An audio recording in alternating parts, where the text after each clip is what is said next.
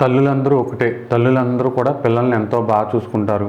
పిల్లల కోసం ప్రాణం ఇస్తారు. అయితే ఇక్కడ ఏంటంటే, మనం సమాజంలో చూస్తూ ఉంటే కొంతమంది తల్లులు పిల్లలకు గారంగా పెంచడం, వాళ్ళకి ఏ ఇబ్బంది రాకూడదు, ఏది కావాలంటే అది ఇవ్వడం, భర్తని ఏదో రకంగా ఇబ్బంది పెట్టో, లేకపోతే భయపెట్టో, లేకపోతే బతిమాలో పిల్లల కోసం ఏదైనా చేసే తల్లిని చూస్తామన్నమాట. అయితే మన కేజీఎఫ్లో డైలాగ్ అనమాట, తల్లిని మించిన యోధుడు లేరు అంటారు కదా. అంటే కొంతమంది తల్లులు మాత్రం బిడ్డల్ని గారం పెట్టకుండా ఎలా అయినా సరే వీళ్ళకి కష్టం తెలియాలి, వీళ్ళు ఎలా అయినా సరే ఒక మంచి పోస్టింగ్కి వెళ్ళాలంటే వీళ్ళు ఎండకి వానకి చలికి అన్నిటికీ తట్టుకోవాలి, పని చేయాలి అని కొంచెం పిల్లల్ని బాధ పెట్టైనా సరే ఒక దారికి తెచ్చే తల్లులు ఉంటారనమాట. అలాంటి తల్లులు కొన్ని రాసుల్లో మాత్రమే పుడతారనమాట. అంతే తప్ప తల్లులను ఏదో అనే ఉద్దేశం కాదు మాది. ఈ రాశిలో పుట్టిన తల్లులు మాత్రం బిడ్డలకి క్రమశిక్షణలో పెట్టి వాళ్ళని ఒక మంచి పొజిషన్లోకి తీసుకురావడానికి ఎంతో శ్రమిస్తారు.